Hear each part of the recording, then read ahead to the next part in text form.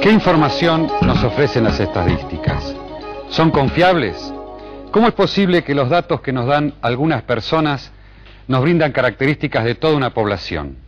¿Con qué fin se hacen los censos o las encuestas? Para hablarnos de estos temas y responder estos interrogantes, está con nosotros el profesor Luis Beccaria.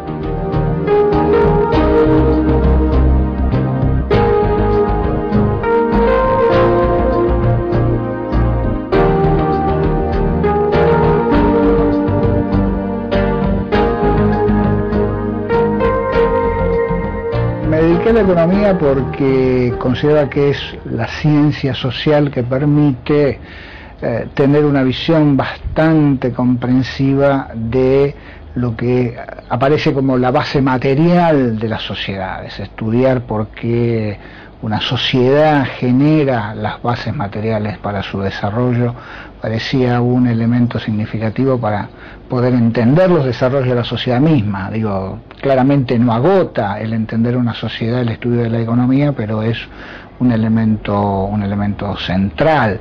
Cuando era estudiante tenía, digamos, marcada la cancha en sentido muy amplio, que es la economía aplicada, pero menos claro respecto de la especialización temática, que como le digo, 5, 6, 7, 8 años después de graduado, comencé a dedicarme a la economía laboral. Lo que más me apasiona del trabajo es estar constantemente con el análisis de la realidad. Digo, mi especialidad es el análisis de la situación laboral, y esto me permite algo que a mí me interesa, supongo que al resto del mundo poco, que es el de conocer y tratar de entender este tema que es central para el bienestar de los hogares, que es cómo la gente logra obtener sus ingresos, cuáles son los problemas que tiene, cuáles son los problemas que enfrenta, cuáles son las soluciones posibles para tratar de mejorar esa situación. Esta cosa me encanta y es a la que yo me dedico.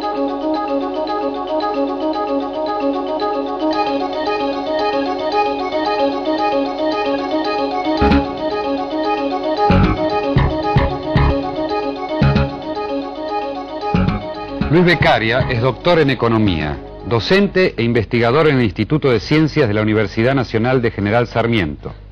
Entre 1984 y 1990 fue director del Instituto Nacional de Estadística y Censos, INDEC.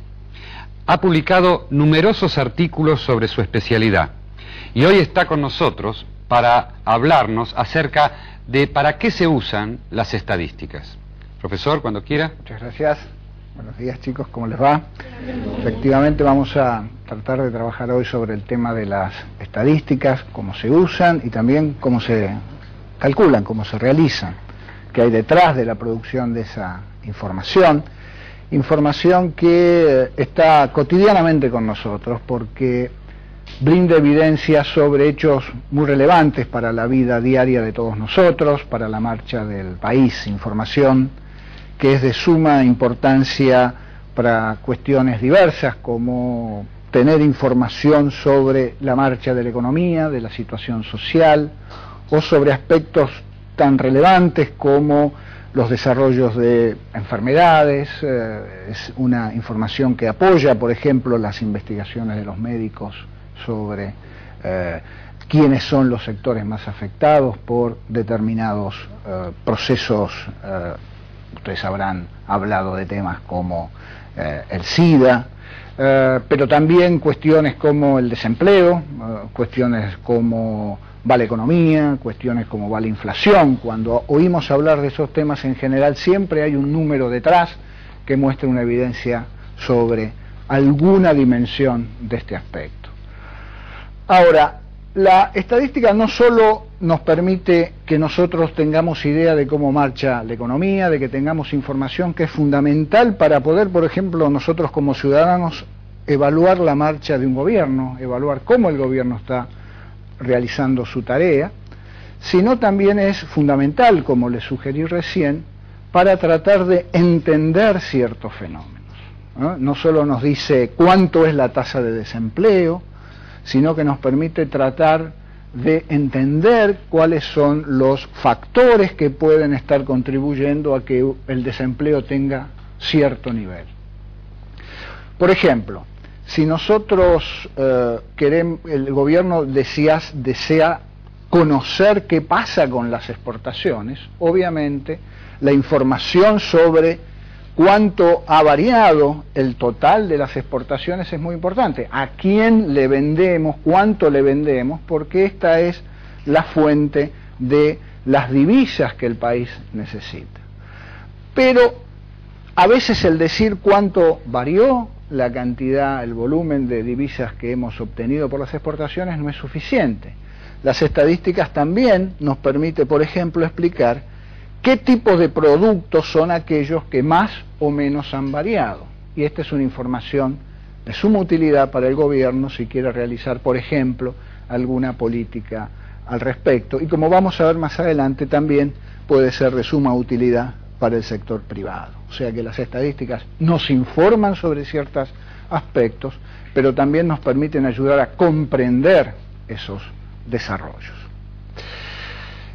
Más adelante vamos a hablar un poquito más específicamente sobre posibles usos de distintas estadísticas. Es una presentación, si usted me permiten, de tipo general.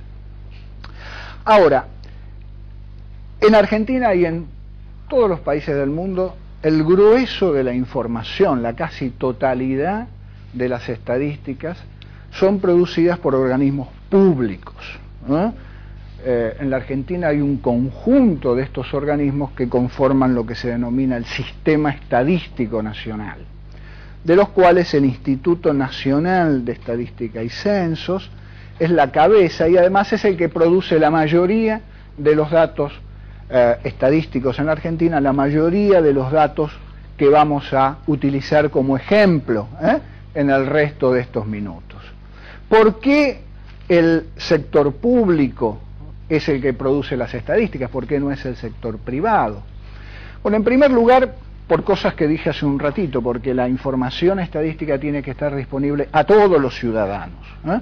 Es un bien que no podría restringirse su utilización.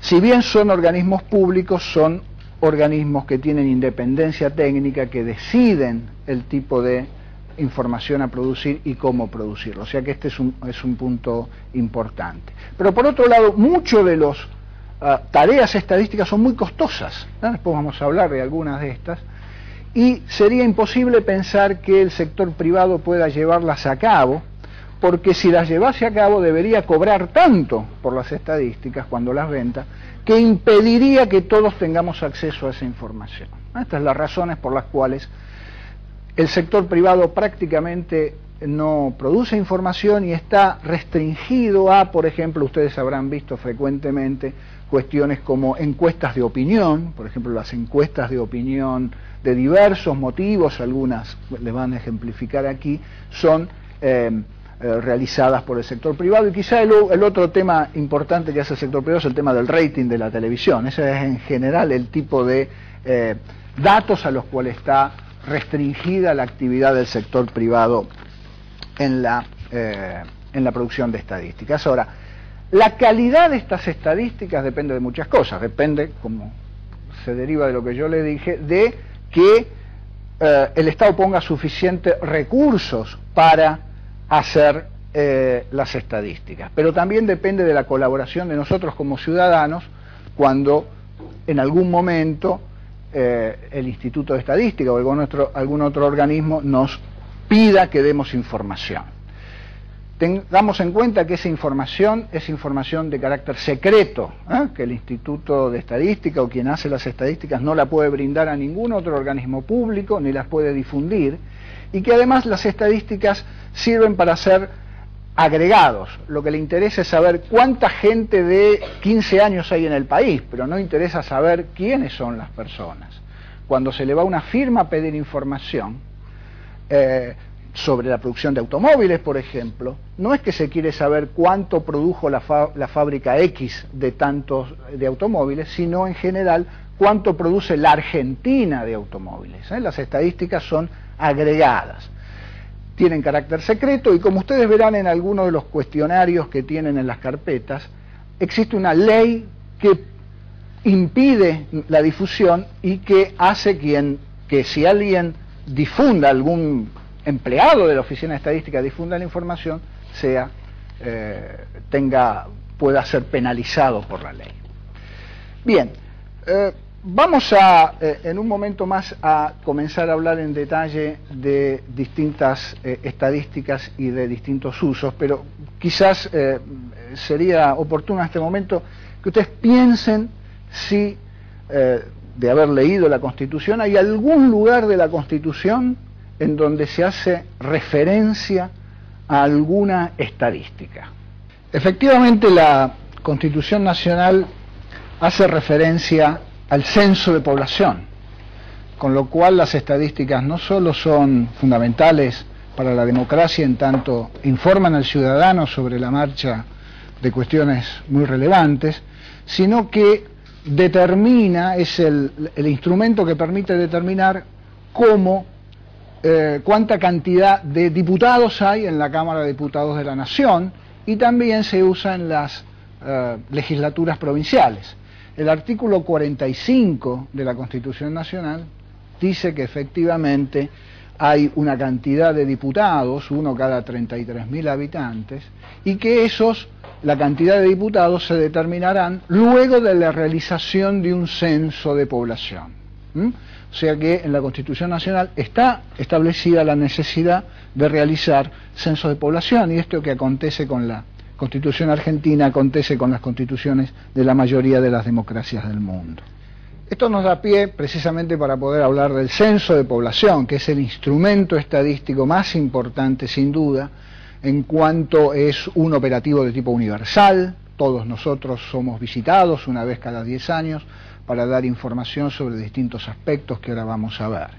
Este es un operativo que implica, por ejemplo, que 500.000 de censistas normalmente tengan que salir a la calle cuando se realiza un censo de población en la Argentina, ya que hay que visitar a todos y cada uno de los hogares en un día que normalmente se declara precisamente feriado nacional para que todos estemos en nuestros hogares con la posibilidad de recibir al censista.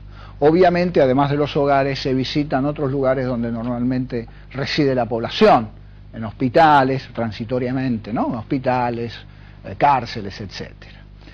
Pero el censo de población, que uno lo visualiza el día como este feriado, tiene mucho trabajo previo y también mucho trabajo posterior a ese día, que es el día del censo, y ustedes que han realizado un censo a sus familiares, a sus hogares, recuerdan que primero hubo que realizar una serie de lo que nosotros llamamos tareas precensales, tareas que consisten fundamentalmente en la diseño del cuestionario, o sea, con qué instrumento el censista va y interroga a los hogares sobre las características. En sus carpetas ustedes tienen formularios de lo que en principio sería el próximo censo, que se usará en el próximo censo de población, y además podrán compararlo con el que ustedes emplearon para hacer el censo a sus familias. Pero además, durante ese periodo es necesario, o ese periodo previo a la realización de la entrevista, es necesario preparar los mapas con los que los censistas van después a recorrer el área que le ha sido asignado, ya que cada censista visita una serie de hogares y tiene un mapa en el que está marcado su zona, y ese mapa implica la necesidad de hacer un mapa de todo el país, de cada una de las ciudades, de cada uno de los pueblos, de cada una de las zonas rurales. Después viene la entrevista propiamente dicha, esto es lo que ustedes han realizado en la visita al hogar. Entran al hogar y realizan preguntas, que es preguntas sobre, por ejemplo, cómo son las características de la vivienda, preguntas sobre cuál es la composición del hogar, cuántos miembros viven en ese hogar, y además preguntas sobre características de cada uno de los miembros.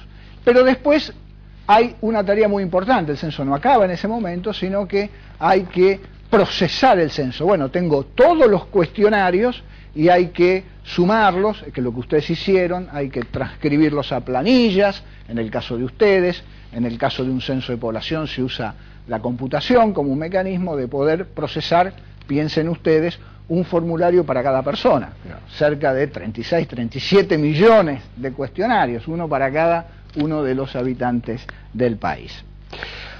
Ahora, ¿cuáles son los datos que ofrece el censo de población? Bueno, ofrece el tipo de datos que ustedes han experimentado cuando hicieron el censo.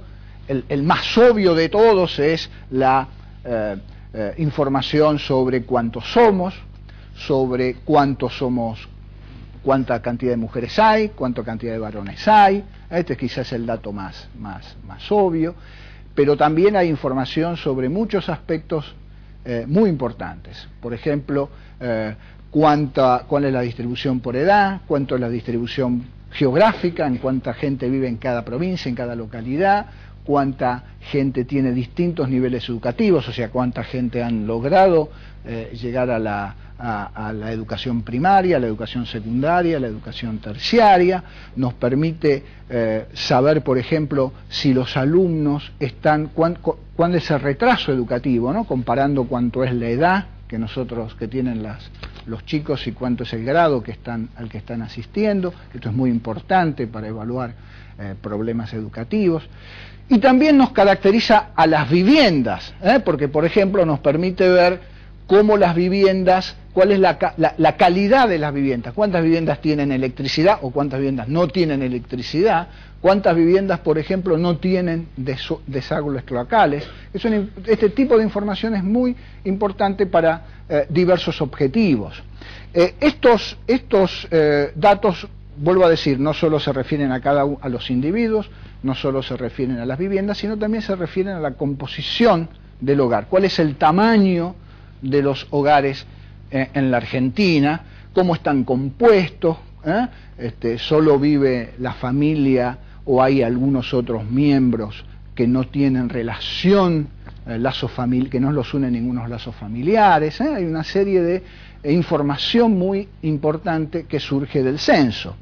Y esta información que surge del censo es de utilidad para el sector privado, es de utilidad para el sector público, para el gobierno, para poder hacer políticas. Por ejemplo, pensemos que hay un empresario que quiere poner un negocio en una determinada ciudad.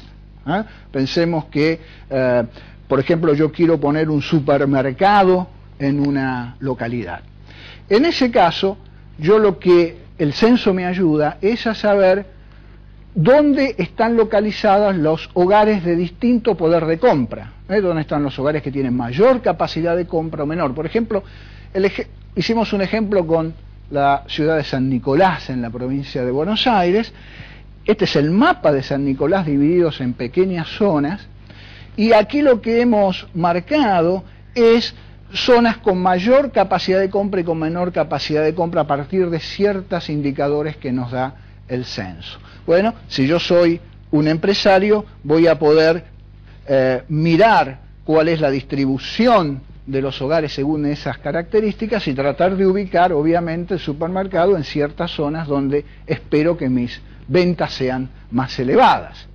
Pero no solo el sector privado, les decía, obtiene información de utilidad de los datos que surgen del censo.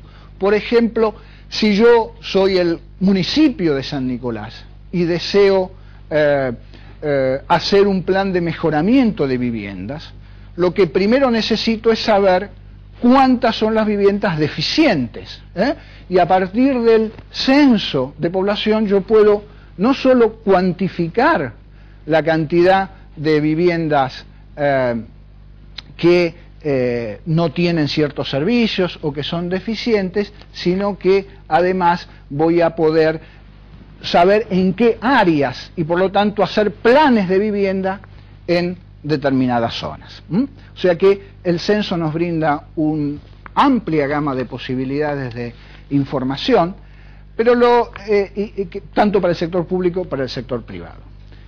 Pero el censo de población no es la única fuente de información estadística. Como vamos a ver en un momento más, existen otras fuentes de datos que permiten incluso satisfacer algunos de estos requerimientos de información. Los censos de población, si bien imprescindibles, como estuvimos viendo, para información de ciertas características, tiene algunas limitaciones. Por ejemplo, el costo tan alto impide que podamos desarrollarlo muy frecuentemente. Yo les mencionaba que los censos se hacen tanto en Argentina como en cualquier país del mundo, en general, cada 10 años, por este costo que habíamos hablado, y por lo tanto no es posible recurrir a esta entrevista a todos los hogares con la frecuencia que sería necesario para tener datos relevantes de ciertos fenómenos. Por ejemplo, en la Argentina de hoy no sería conveniente tener datos de la cantidad de desempleados cada 10 años, desearíamos conocer más frecuentemente este fenómeno. De la misma manera desearíamos conocer más frecuentemente cuántos son las producciones de distintos productos, porque esto es imprescindible para un conocimiento oportuno que permita al gobierno o al sector privado tomar ciertas decisiones. Por lo tanto, existen otros instrumentos que es posible utilizar, que son menos costosos y que me permiten obtener información de similar nivel de calidad. Y este instrumento son las encuestas por muestreo. Estas encuestas recurren a la posibilidad de extraer una muestra que es representativa de casos. Pongamos un ejemplo, una escuela, supongamos una escuela grande, una escuela que en 2 turnos tiene cerca de 1000 alumnos, y que por alguna razón se desee conocer cuántos de estos alumnos están afiliados a alguna obra social, porque se desea hacer alguna medida al respecto y se desea conocer la información. Una alternativa es hacer la pregunta a cada uno de los 1000 alumnos, esa es una posibilidad. Pero otra posibilidad es extraer una muestra representativa de alumnos, a partir de las cuales podamos llegar a un número de cuál es la proporción, cuál es el porcentaje de alumnos que están cubiertos por obra social. ¿Cuál es la gran ventaja? El ahorro de costos que ello implica. ¿Cómo sería una muestra? Bueno, se determina por algún procedimiento matemático cuánto es esta cantidad de alumnos que sería necesario encuestar y se elige al azar alumnos. Pensemos que tenemos una gran bolsa con los nombres de cada uno de los 1000 alumnos y extraemos al azar un número dado, mucho más pequeño, y a partir de allí le hacemos solo la entrevista a esta cantidad pequeña de alumnos, a partir de las cuales podemos después estimar cuánto es la proporción en los 1000 alumnos. O sea, a partir de preguntarle a 50, 60, 70 alumnos, podemos decir cuál es la proporción en la escuela en su conjunto, solo haciendo preguntas a una cantidad, una proporción muy pequeña de los alumnos.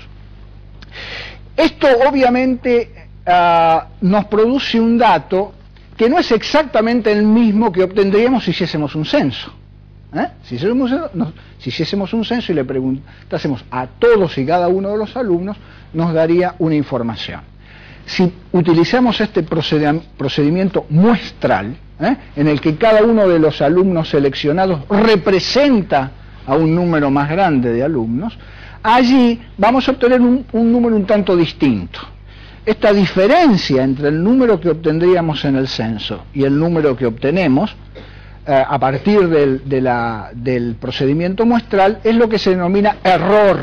Hay un error en la medición. Por ejemplo, si hiciésemos el censo nos daría 55% de los alumnos, supónganse, están cubiertos por obra social, y esto nos daría, yo no sé, estoy inventando en estos momentos, 57, 52. Esa diferencia es un error. Es un error, es algo así como el costo que nosotros pagamos para lograr información, no solo más rápida, no solo menos costosa, sino también más rápida.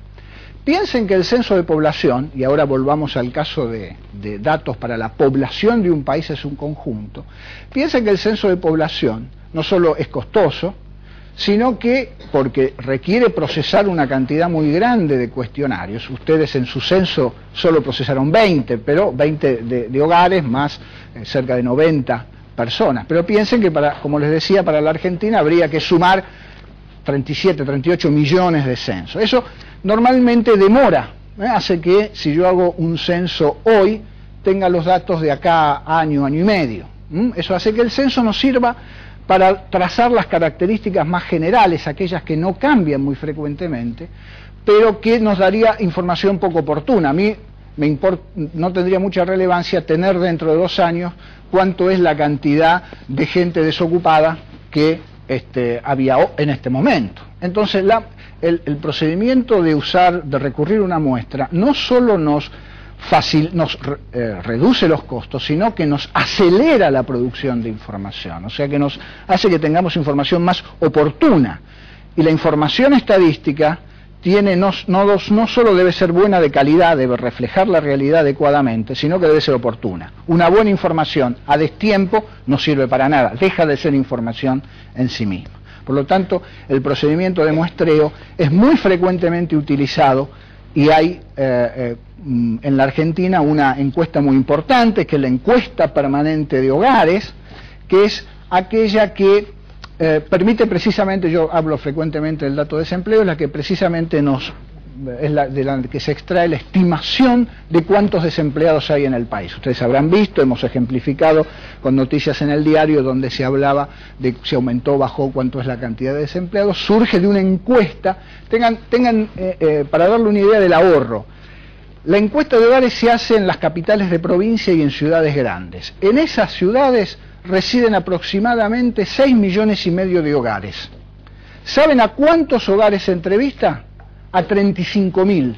O sea, 35.000 hogares representan a los 6,5 millones de hogares y se saca información con un alto nivel de calidad.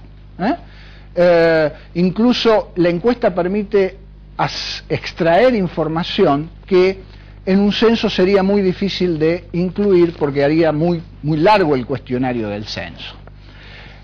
También existen encuestas por muestreo no solo a personas sino a establecimientos, o sea, no podría hacerse un censo de industrias, por ejemplo, para saber cuánto se produjo, cuánta gente ocupada hay, sino que se hace también una muestra representativa que nos permita, por ejemplo, decir todos los meses cuánto aumentó la producción de acero, cuánto aumentó el empleo en la industria, en la construcción, etc. Y las encuestas ofrecen precisamente información similar a la que comentamos antes, por lo tanto de utilidad para el gobierno y para el sector privado.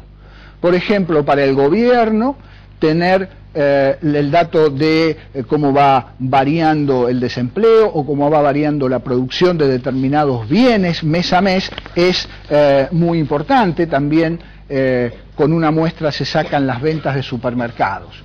Pero también para el sector privado es de suma importancia. Por ejemplo, hay encuestas sobre el destino de los turistas, a dónde la gente va a ir a veranear, y por lo tanto para el sector privado es de suma utilidad ir siguiendo cuáles son los destinos más importantes de la población en los centros turísticos. Realmente uno podría preguntarle a los ministros de Economía, a los ministros de Trabajo y también a los empresarios privados, y ahí detectaríamos lo importante que son las estadísticas para la toma de decisiones diarias que se realiza tanto en el gobierno como en las empresas privadas. Las estadísticas para un empresario son fundamentales para la toma de decisiones. Es decir, uno cuando toma una decisión de qué producto producir, a qué precio poder venderlo, la cantidad de productos que ese mercado uno puede volcar, para esto necesita saber qué pasa en ese mercado, necesita saber qué otros productos existen, qué otros fabricantes de lo mismo existen, también hace falta saber qué cantidad de población es a la que uno le va a poder vender, qué segmentación dentro de la población, porque no todos los consumidores tienen el mismo nivel adquisitivo, es decir, está lo que se llama el ABC1, ABC2, el C. Entonces es fundamental para la toma de decisiones el conocimiento del mercado cuando uno quiere colocar un producto. Así que sería imposible poder tener una determinación exacta de la inversión que uno va a hacer si no sabe, insisto, para quién, cuántos pueden consumir y a qué nivel de precio se puede colocar. Yo creo que estas estadísticas son cada vez más importantes, o son importantes desde hace un tiempo ya, sobre todo desde que el Estado tomó una participación más activa en las políticas públicas. Cuando uno habla de que el Estado tiene que hacer políticas para compensar el ciclo económico, si el nivel de actividad económica está creciendo mucho o la tasa de inflación es muy alta, ¿qué política podemos hacer para disminuir la presión que esto puede generar sobre la tasa de inflación? O a la inversa, cuando hay un ciclo económico negativo, ¿qué políticas anticíclicas para compensar ese ciclo uno puede hacer? Lo mismo cuando uno tiene hace un censo económico, mira la estructura económica de un país y se imagina políticas de desarrollo, políticas de incentivo a ciertos sectores, tiene que saber cuál es el tamaño de los sectores, qué producen, cuáles son sus debilidades. Pero los censos y las encuestas no son las únicas fuentes de información. Revisamos primero los censos, vimos al final las encuestas, pero hay un tercer tipo de fuentes de información que son de mucha utilidad para obtener las estadísticas que se usan frecuentemente, y son las que surgen a partir de planillas que las personas o las empresas, los ciudadanos o las empresas, tienen que llenar cuando hacen ciertos trámites ante distintos organismos públicos en general. Quizá el caso más típico tiene que ver con el aprovechamiento que se hace de los formularios que se deben firmar, por ejemplo, que los padres firman ante el nacimiento de un hijo. Normalmente cuando nace un hijo, los padres van al registro civil, tienen que anotar al hijo para obtener la documentación, para registrarlo, y en ese momento completan un formulario, copia de cual ustedes tienen en la carpeta, está el formulario de lo que llama el registro de los nacidos vivos, y esa información es sumada, agregada, y produce una estadística muy importante, que es la estadística de la cantidad de chicos que nacen todos los años en el país. De la misma manera hay otros registros parecidos a esos de otros hechos que se tienen que registrar en los registros civiles. Por ejemplo, los casamientos. También se hacen estadísticas de cuántos casamientos hay en el país a partir de esa información administrativa. Pero hay muchos otros tipos de planillas que sirven para elaborar estadísticas tan relevantes como esta. Por ejemplo, vimos, si ustedes recuerdan al principio, un dato sobre exportaciones. Es un dato muy importante, hay que saber cuánto exporta, cuánto importa. Esto nos permite saber cuánto es las divisas, como les decía, que disponemos. ¿Dónde surge esa información? Obviamente no un censo, tampoco se hace una encuesta. ¿Por qué? Porque cuando una persona desea exportar algo, tiene que llenar ante la aduana una planilla que dice cuánto va a exportar y de qué producto va a exportar. Y eso es lo que nos permitía, por ejemplo, hacer ese número que vimos al principio, de no solo cuánto se exporta, cuánto es la cantidad de dólares que se exportó en un determinado año o mes, sino de qué productos. Y además nos permite saber, por ejemplo, a qué destinos, a dónde se exportó. De la misma manera, las empresas que importan productos deben llenar ante la aduana, para retirar esos productos, otra planilla parecida, que nos permite tener las estadísticas de importación. Cuánto se importa, de qué productos y de qué origen, de qué país viene ese destino. Por ejemplo, para saber cuántos son los movimientos migratorios, cuánta gente entra al país y cuánta gente se va del país, lo que se usa es la información que se llena en los puertos de entrada y salida, esa planilla que se llena ante la Dirección de Migraciones, esa planilla que en los aeropuertos, en los puertos, algunos de ustedes viajaron hacia Uruguay o a Paraguay, o en algún aeropuerto, tienen que llenar una planilla, o el señor de Migraciones llena una planilla, y con eso se elaboran las estadísticas que nos permite saber cuántas personas entran y salen del país y a qué destino, por ejemplo, y cuáles son las características, la edad, por ejemplo, de las personas, etcétera. O sea que hay un montón de información relevante. Por ejemplo, en las municipalidades, cuando uno quiere hacer una casa, cuando un constructor quiere hacer una casa, tiene que registrarse, pedir lo que llama un permiso de construcción, para saber cómo anda la industria de la construcción, cuánto se construye, también se puede sacar estadísticas de ese tipo. Y la información estadística nos permite, la información de este tipo nos permite sacar información muy relevante sobre datos. Por ejemplo, el censo nos dice que había 36 millones y medio de habitantes, 32 millones y medio de habitantes en el año 91, fue el último censo. ¿Cómo actualizamos esa cifra? No podemos siempre esperar hasta el próximo censo. Por ejemplo, estos registros de nacidos y de otros hechos vitales, la cantidad de gente que nace, la cantidad de gente que fallece, nos permite hacer estimaciones relevantes sobre este punto, sobre ir actualizando la cantidad de población. En base a esos datos, hoy podemos tener una estimación de cuántos habitantes hay en el país. Bien, con esto lo que hemos revisado son las distintas formas que se utilizan en la Argentina y en la mayoría de los países del mundo para hacer estadísticas.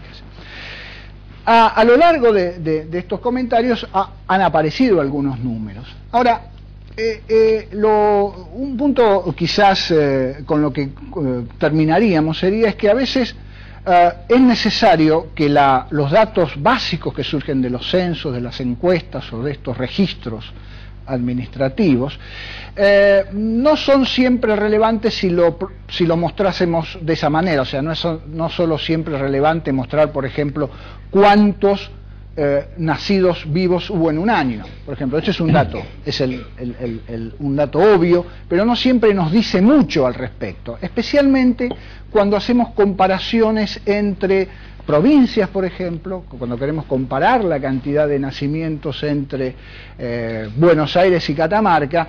No nos dice mucho que la cantidad de nacimientos de Buenos Aires es obviamente mucho más grande que la cantidad de nacimientos de Catamarca, porque en Buenos Aires hay más población.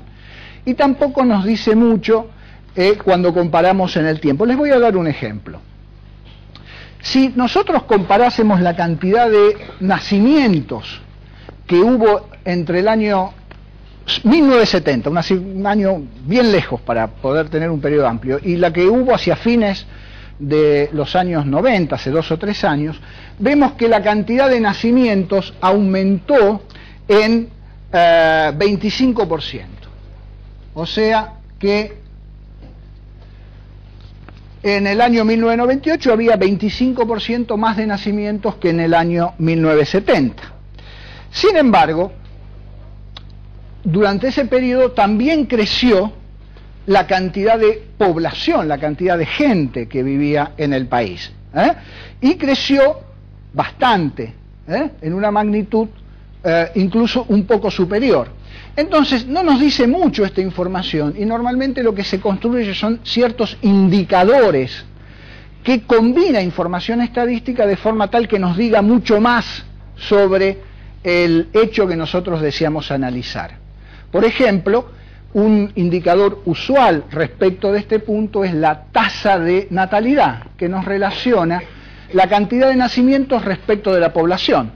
Y que si hiciésemos esto entre el año 70 y el año 98, veríamos que en el año 70 nacían 23 chicos cada 1000 habitantes. Relacionamos, hacemos la división. Mientras que en el año 98 solo 19. O sea que si bien aumentó la cantidad de nacimientos, cuando la relacionamos con la población, lo que vemos es que cayó. De la misma manera, por ejemplo, si quisiésemos ver cuánto se consume de carne en la Argentina, veríamos que el consumo de carne bajó en los últimos años.